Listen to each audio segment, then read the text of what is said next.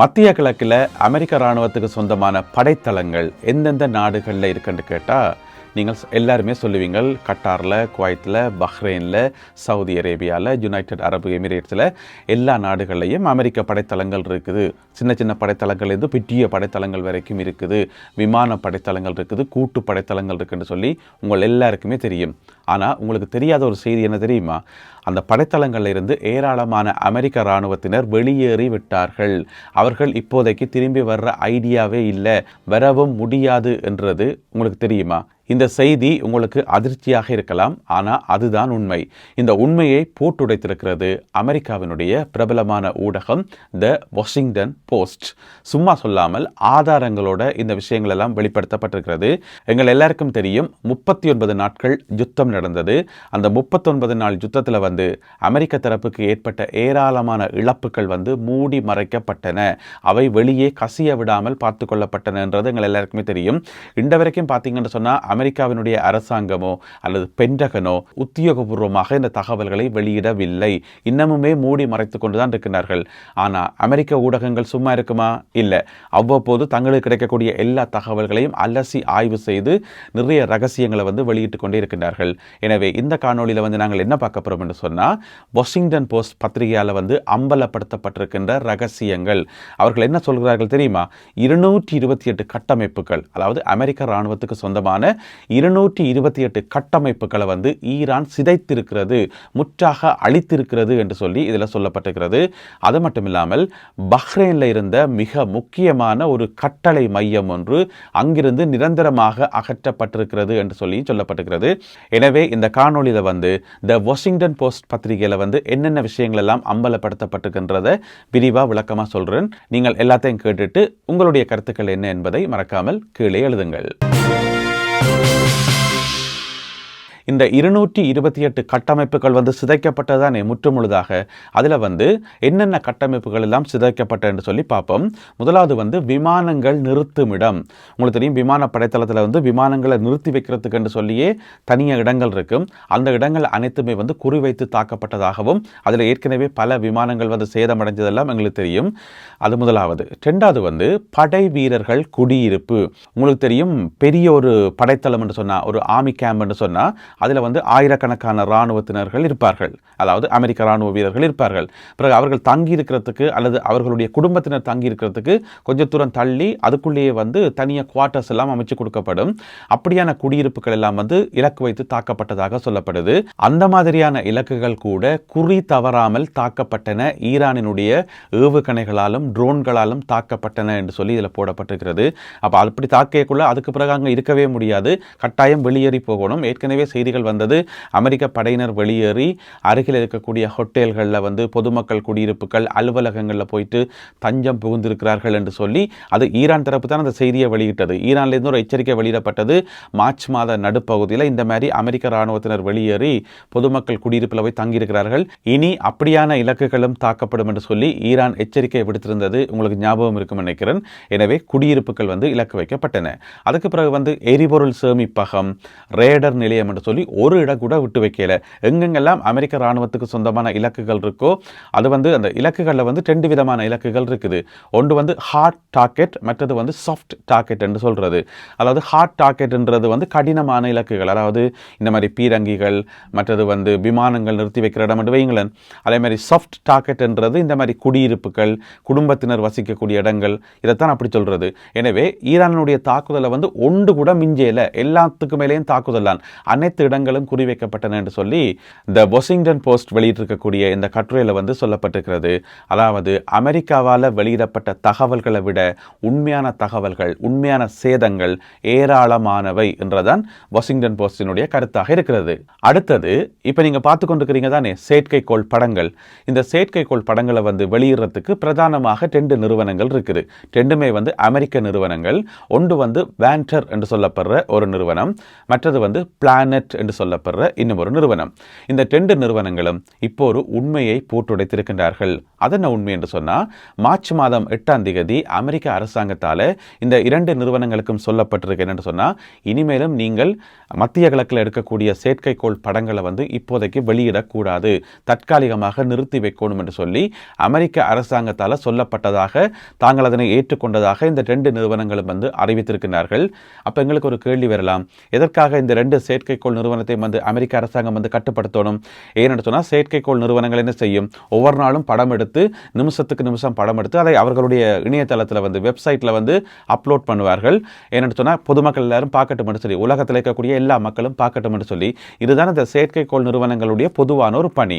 அப்போ அமெரிக்கா அதுக்குள்ள தலையிட்டு இல்லை மத்திய கிழக்கில் எடுக்கக்கூடிய படங்களை வெளியிட வேண்டாம் என்று சொன்னதுக்கு என்ன காரணம்?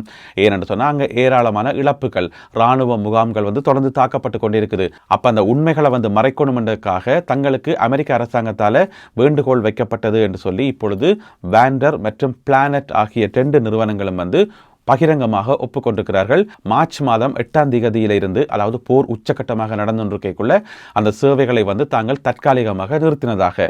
இதுக்கிடையில் இன்னும் ஒரு ஆச்சரியமான விஷயம் என்னன்னு சொன்னால், இந்த யுத்தம் நடைபெற்ற காலத்தில் ஈரானுக்கு சொந்தமான ஊடகங்கள் இருக்குத்தானே, ஒன்று ஈரானிய அரசாங்கத்தால் நடத்தப்படுற ஊடகங்கள் அல்லது ஈரானுக்கு சார்பாக செயல்படக்கூடிய ஊடகங்கள். இந்த எல்லா ஊடகங்களையும் ஏராளமான சேட்டலைட் படங்கள் தொடர்ந்து வந்து கொண்டிருந்தது. அதுவும் சாதாரண படங்கள் இல்லை, எல்லாமே ஹை குவாலிட்டி படங்கள், மிக துல்லியமான படங்கள் எல்லாம் வெளிவந்து கொண்டிருந்தது. அப்போ அதை பெருசாக யாருமே நம்பல. ஏன்னு சொன்னால், ஈரான் அது எப்படி உண்மையாக இருக்க முடியும்? ஈரான் ஒரு பிரச்சாரம் செய்யறதுக்காக, ஒரு ப்ரொபகண்டா செய்யறதுக்காக வேணுமென்றே இந்த மாதிரியான படங்களை வெளியிட்டு அமெரிக்காவுக்கு பெரிய சேதம், அமெரிக்காவுக்கு பெரிய சேதம் என்று சொல்லலாம் தானே. யுத்தம் நடந்துள்ள வர செய்திகளை நாங்கள் பெருசாக நம்பக்கூடாது. ஏன்னு சொன்னால், 2 பக்கத்தாலையும் பிரச்சார நோக்கத்துக்காக நிறைய செய்திகள் வெளியாகும். யுத்தமெல்லாம் நடந்து முடிஞ்ச பிறகு, அதுக்கு பிறகு அமர இருந்து யோசிச்சு அதுக்கு பிறகு வர செய்திகள் தான் பெரும்பாலும் உண்மையான செய்திகளாக இருக்கும். ஆனால் இந்த யுத்தம் நடந்த காலத்திலே ஈரானிய ஊடகங்களால் ஏராளமான செயற்கைக்கோள் படங்கள் வெளியிடப்பட்டிருந்தன. இப்போ த வாஷிங்டன் போஸ்ட் என்ன சொல்லுதுன்னு சொன்னால், அவர்கள் வெளியிட்ட படங்கள் எதுவுமே பொய் இல்லை, எல்லா படங்களும் உண்மையானவை, எல்லா படங்களும் துல்லியமானவை என்று சொல்லி த வாஷிங்டன் போஸ்ட் சொல்லியிருக்குது. அதை ஒரு ஆச்சரியமாக சொல்லுகிறார்கள். என்னென்னு சொன்னால், எப்படி ஈரானுக்கு இந்த படங்கள், இந்த செயற்கைக்கோள் படங்கள் உடனுக்குடன் நிமிஷத்துக்கு நிமிஷம் ஈரானிய ஊடகங்களுக்கு கிடைத்தது எப்படி? அமெரிக்க இராணுவ முகாம்கள் சேதமடைகிறத ஈரானிய ஊடகங்கள் நொடிக்கு நொடி எப்படி வெளிப்படுத்தின என்று சொல்லி ஆச்சரியத்துடன் பதிவு செய்திருக்கிறது த வாஷிங்டன் போஸ்ட். அதுக்கு காரணம் ரஷ்யாவினுடைய உதவி. ரஷ்யாவால் வழங்கப்பட்ட செயற்கைக்கோள்கள் தாராளமாக ஈரானுக்கு உதவிகள் செய்தன யுத்த காலத்தில். அதுதான் காரணம் என்று சொல்லப்படுது. அது மட்டும் இல்லாமல் த வாஷிங்டன் போஸ்ட்ல இன்னும் ஒரு விஷயம் சொல்லப்பட்டிருக்கிறது. அந்த ஈரானால் வெளியிடப்பட்ட படங்கள் இருக்குத்தானே, அந்த படங்களில் கிட்டத்தட்ட 109 படங்கள், 109 செயற்கைக்கோள் படங்களை வாஷிங்டன் போஸ்ட் தாங்களே ஆய்வு செய்திருக்கிறார்கள். தங்களிடம் இருக்கக்கூடிய நிபுணர்கள் மற்றும் ஏனைய நிபுணர்களுடைய ஒத்துழைப்போட ஆய்வு செய்திருக்கிறார்கள். அதிலேயும் பார்த்தீங்கன்னு சொன்னால், ஐரோப்பிய ஒன்றியம் இருக்குத்தானே, ஐரோப்பிய ஒன்றியத்துக்கு சொந்தமான ஒரு செயற்கைக்கோள் நிறுவனம், அதனுடைய பேர் கொப்பனிக்கஸ், நிக்கலஸ் கொப்பனிக்கஸ் என்றால் இருந்தவர் தானே, அவருடைய பேரில் உருவாக்கப்பட்டது கொப்பனிக்கஸ் என்று சொல்லப்படுற ஒரு செயற்கைக்கோள் நிறுவனம். அவர்களும் ஈரானுக்கு மேலேயும் ஏனைய மத்திய கிழக்கு நாடுகள் மேலேயும் ஏராளமான படங்களை எடுத்திருந்தார்கள். ஆனால் அமெரிக்காவினுடைய கட்டுப்பாடு காரணமாக அவர்களால் அந்த படங்களை வெளியிட முடியாமல் போனதாம். ஆனால் வாஷிங்டன் போஸ்ட் என்ன சொல்லுதுன்னு சொன்னால், அந்த கொப்பனிக்கஸ் நிறுவனத்தில் எடுக்கப்பட்ட படங்களையும் ஈரானிய ஊடகங்களில் வெளியிடப்பட்ட படங்களையும் தாங்கள் ஒப்பிட்டு பார்த்ததாம். எல்லாமே ஒரே மாதிரி இருந்தது, எந்த வித்தியாசமும் இல்லை என்று சொல்லி அதை ஐரோப்பிய ஒன்றியத்தினுடைய கொப்பனிக்கஸ் நிறுவனமே உறுதிப்படுத்தி தந்ததாகவும் த வாஷிங்டன் போஸ்ட் செய்தி வெளியிட்டிருக்கிறது. எனவே எப்படி கூட்டி கழிச்சு பார்த்தாலும் எல்லா தகவல்களும் உண்மையானவை. ஈரானிய ஊடகங்களில் எல்லா தகவல்களும், எல்லா சேட்டலைட் படங்களும் உண்மையானவை. அமெரிக்கா வேணுமென்றே சேதங்களை மறைத்திருக்கிறது என்று சொல்லி அம்பலப்படுத்தி இருக்கிறது இந்த பத்திரிகை. இது டொனால்ட் ட்ரம்ப் அவர்களுக்கு அடுத்த பெரிய நெருக்கடியை கொடுக்கும். அவருடைய ஆட்சிக்கு பெரிய ஒரு கொஸ்டின் மார்க் போடும் என்றதில் எந்த விதமான சந்தேகமும் இல்லை. ஏற்கனவே அமெரிக்க ராணுவத்தினர் 13 பேர் உயிரிழந்து விட்டார்கள் என்று சொல்லப்பட்டது. அந்த 13 பேருடைய முழுமையான பேர் விவரங்களும் இதுவரைக்கும் வெளியிடப்படையில. அதுக்கப்புறம் பார்த்தீங்கன்னு சொன்னால், இப்போ சொல்லப்படுது 15 ராணுவத்தினர் கொல்லப்பட்டார்கள் என்று சொல்லி. அவர்களுடைய அந்த மேலதிகமான 2 பேருடைய பெயர் விவரங்களும் வெளியிடப்படையில. எனவே இதுக்கு பின்னால நிறைய உண்மைகள் வந்து மறைக்கப்படுகின்றன ட்ரம்ப் நிர்வாகத்தால் என்றது மட்டும் மறக்க முடியாத உண்மை. செயற்கைக்கோள் படங்களை வந்து ஆய்வு செய்யக்குள்ள இன்னும் ஒரு முக்கியமான உண்மை ஒன்றையும் நாங்கள் கண்டுபிடித்தோம் என்று சொல்லி த வாஷிங்டன் போஸ்ட் சொல்லியிருக்கிறது.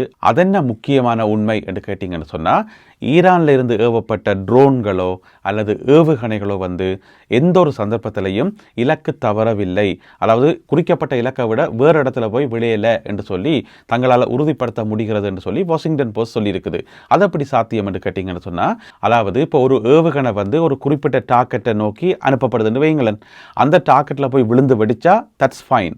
ஆனால் அந்த டார்கெட்டில் போய் அடிக்காமல் அதுக்கு பக்கத்தில் போய் வேற எங்கேயாவது விழுந்தா அந்த இடத்துல வந்து ஒரு பெரிய பள்ளம் ஒன்று உருவாகும். இது எங்கள் எல்லாருக்குமே தெரிஞ்ச உண்மை. அந்த பள்ளத்தை வந்து கிரேட்டர்ஸ் என்று சொல்றது, கிரேட்டர்ஸ் என்று சொல்லி.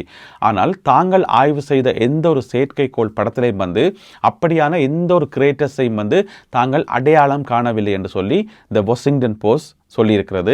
அதனுடைய அர்த்தம் என்னென்னு சொன்னால், ஈரானால் நடத்தப்பட்ட எல்லா தாக்குதல்களும் வந்து 100% துல்லியமாக தாக்கப்பட்டிருக்கின்றன, ஒன்று கூட அங்கேயும் இங்கே மிஸ் ஆகல என்று சொல்லப்படுது.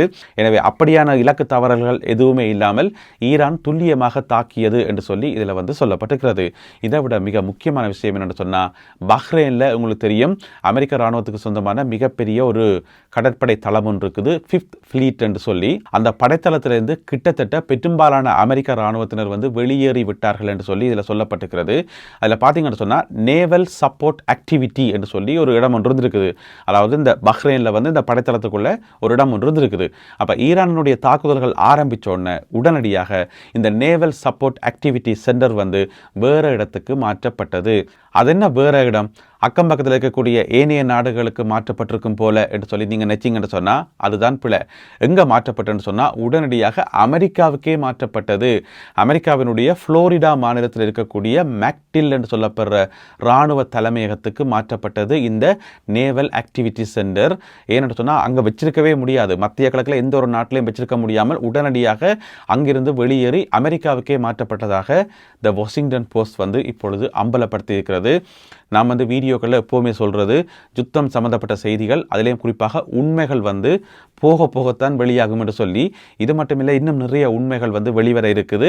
அது வந்து போக போக அமெரிக்க ஊடகங்களால் பிரித்தானிய ஊடகங்களால் வந்து அம்பலப்படுத்தப்படும் என்று சொல்லி எதிர்பார்க்கப்படுகிறது. ஏன்னு சொன்னால் அவர்கள் விடவே மாட்டார்கள். இந்த யுத்தத்தில் வந்து உண்மையில் என்ன நடந்தது, அமெரிக்க தரப்புக்கு என்ன இழப்பு ஏற்பட்டது என்று சொல்லி. ஏன்னு சொன்னால் பொதுமக்களோட வரிப்பணத்தில் அந்த யுத்தம் நடத்துறது. அப்போ பொதுமக்கள் வந்து சும்மா இருக்க மாட்டார்கள். அப்போ ஊடகங்கள் வந்து சும்மா இருக்குமா? கடைசி வரைக்கும் இல்லை. எனவே அமெரிக்காவில் இருக்கக்கூடிய ஊடகங்கள் கடைசி வரைக்கும் சும்மாவே இருக்க மாட்டார்கள். காலத்துக்கு காலம் இந்த மாதிரி உண்மைகளை கண்டுபிடிச்சு அம்பலப்படுத்தி கொண்டே இருப்பார்கள். ஒவ்வொரு தடவையும் அவர்கள் எதையாவது ஒன்றை அம்பலப்படுத்தும் போது அதை நான் உங்களுடன் பகிர்ந்து கொள்வேன். இந்த காணொலியில் பகிர்ந்து கொள்ளப்பட்ட இந்த தகவல்கள் தொடர்பான உங்களுடைய கருத்துக்கள் என்ன என்பதை மறக்காமல் கீழே எழுதுங்கள். மீண்டும் சந்திப்போம் உறவுகளே. நன்றி, வணக்கம்.